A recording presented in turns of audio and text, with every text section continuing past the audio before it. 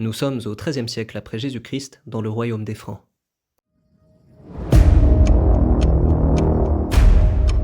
Le 27 juillet 1214, Philippe Auguste remporte la bataille de Bouvines. Cette victoire est d'une importance capitale pour l'histoire de France. Le Capétien confirme l'ambition de son règne. Alors qu'il était Rex Francorum, roi des Francs, Philippe Auguste prend le titre de Rex Francier, roi de France. Le pays entre dans une nouvelle phase de son histoire. Les cartes de l'Europe sont rebattues. La technologie progresse, les conflits se stabilisent, et la France va connaître une ère de prospérité nouvelle sous la domination d'un même monarque. Au même moment, l'université de Paris est créée au début du siècle. À cette époque, la guerre des idées fait rage, autant que la guerre des batailles rangées. Le dogme catholique vacille sous les coups de boutoir de libres penseurs qui en appellent à la raison et aux anciens de la Grèce antique dans la recherche de la vérité. En effet, le Moyen-Âge redécouvre avec stupeur les lumières d'un monument de la philosophie, Aristote. L'agitation qui gagne les sphères intellectuelles du royaume est en grande partie due aux théories du précepteur d'Alexandre le Grand qui, en plus d'être solidement établi par la raison, semble peu compatible avec celle du christianisme. Des contradictions se font jour entre l'enseignement de l'Église et l'étude philosophique de la réalité. À cette époque, l'Église dispose d'une immense influence. Elle est présente à tous les niveaux de la société. Mais si un philosophe païen des temps anciens parlait vrai, que penser de cette foi que professe l'Église? Que penser de son ingérence dans les affaires des hommes? Quelle est la légitimité de cette institution qui prétend imposer des vues universelles en flagrante contradiction avec la réalité? L'université de Paris est en pleine ébullition. Alors qu'une crise intellectuelle majeure plane sur le monde chrétien, un jeune étudiant de l'ordre dominicain est envoyé en formation à l'université. Sous la direction d'un certain Albert, il va se familiariser avec les enseignements du grand maître de l'Antiquité. La tâche est ardue et novatrice, trouver la concordance de la réalité et de l'enseignement chrétien. En route pour Paris, frère Thomas ne sait pas encore que son œuvre va changer à tout jamais le rapport des chrétiens à la philosophie et qu'elle perdurera à travers les âges pour tous les chercheurs de vérité.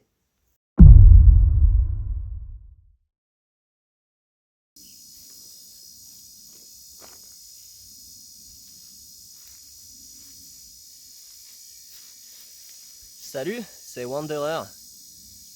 Vous voyez la tortue géante qui est derrière moi là, sur cette colline? La légende raconte que c'est la tortue sur laquelle reposait la cité de l'Atlantide. Elle nageait tranquillement comme ça dans le monde. Et puis un jour, à cause du dérèglement climatique et de la méchanceté des hommes, elle a fini par s'échouer ici, par mourir, et la cité a disparu à tout jamais. Non, je rigole, c'est pas vrai, mais avouez que ça aurait pu quand même. Pourquoi fait-on de la philosophie? En a-t-on encore bien besoin aujourd'hui? Qu'a-t-on de plus à apprendre qu'on ne sache déjà? Et d'ailleurs, y a-t-il bien besoin encore d'apprendre des choses puisqu'une intelligence artificielle surpuissante est en passe de les apprendre pour nous? En quoi cela serait-il pertinent dans notre vie? N'a-t-on pas déjà beaucoup trop à faire pour se perdre dans des rêveries complètement inutiles? En un mot, n'est-ce pas juste une immense perte de temps? La philosophie n'a rien de superflu.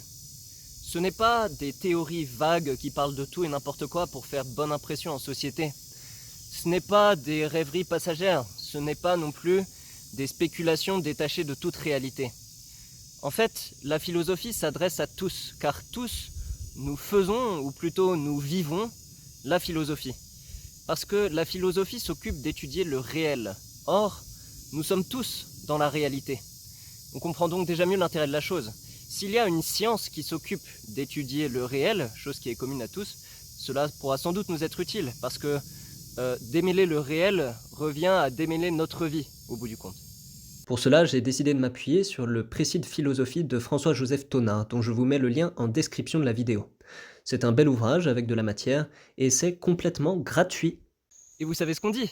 Si c'est gratuit, c'est que c'est vous le produit. Eh bien oui les amis, devenez d'excellents produits de la philosophie, je vous y encourage carrément. Né en 1896 et mort en 1974, François-Joseph Tonard est un religieux de la congrégation des Augustins de l'Assomption. C'est une pointure de la philosophie thomiste, c'est-à-dire la philosophie à l'école de saint Thomas d'Aquin. J'adresse un avertissement, et je n'en donnerai qu'un, je pense que c'est suffisant. La philosophie que l'on va explorer fait pleinement honneur aux capacités de la raison, Mais il faut savoir que selon les termes mêmes de son auteur, ce précis défend une philosophie franchement chrétienne, en ce sens du moins que partout où les théories rationnelles y invitent, ils marquent nettement leur accord avec la révélation. Mais, attention, je précise bien que mon intention n'est nullement de convaincre qui que ce soit que saint Thomas d'Aquin ou l'Église catholique ont raison. Moi, ma seule intention, c'est chercher la vérité. Je n'hésiterai donc pas, à mesure que l'on avance, à soulever mes doutes, mes remarques et mes hésitations.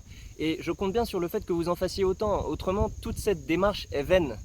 Mon étude ne s'adresse pas à un public réservé de chrétiens, il s'adresse à toutes les personnes de bonne volonté qui cherchent de bonne foi la vérité.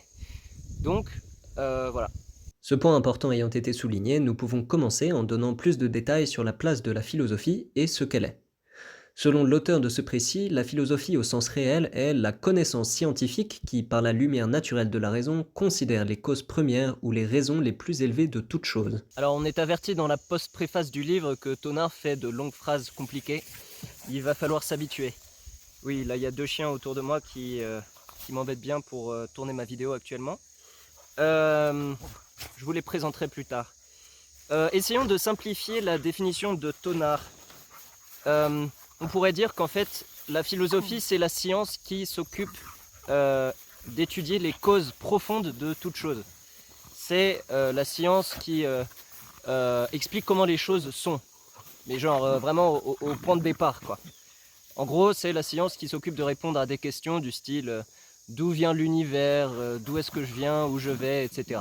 La philosophie tient le milieu entre les sciences particulières qui s'appuient sur des faits de la réalité et la théologie qui se fonde sur une révélation divine. En quelque sorte, elle est le pont par lequel on passe par la voie de l'intellect, de l'étude des choses naturelles à l'étude des choses surnaturelles. Elle est véritablement une science. Selon Aristote, la science, c'est la connaissance d'une chose par ses causes. La philosophie vise précisément à connaître les causes les plus profondes, les causes premières de toute chose.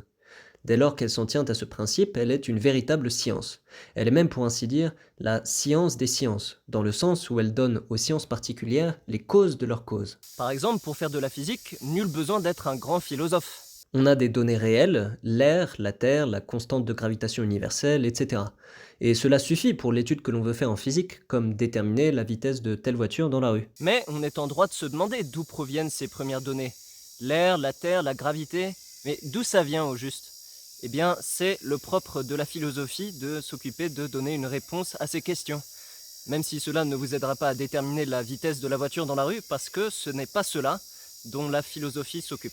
On s'arrête là pour le moment, l'introduction de l'ouvrage est consistante, donc on y va doucement. Dans la prochaine vidéo, nous allons parler de notre capacité à connaître et à raisonner. Selon vous, est-ce que l'on est intelligent ou est-ce qu'on est con ? On a un peu de tous les avis. Pour certains, on est l'espèce la plus géniale. Pour d'autres, on est la plus stupide.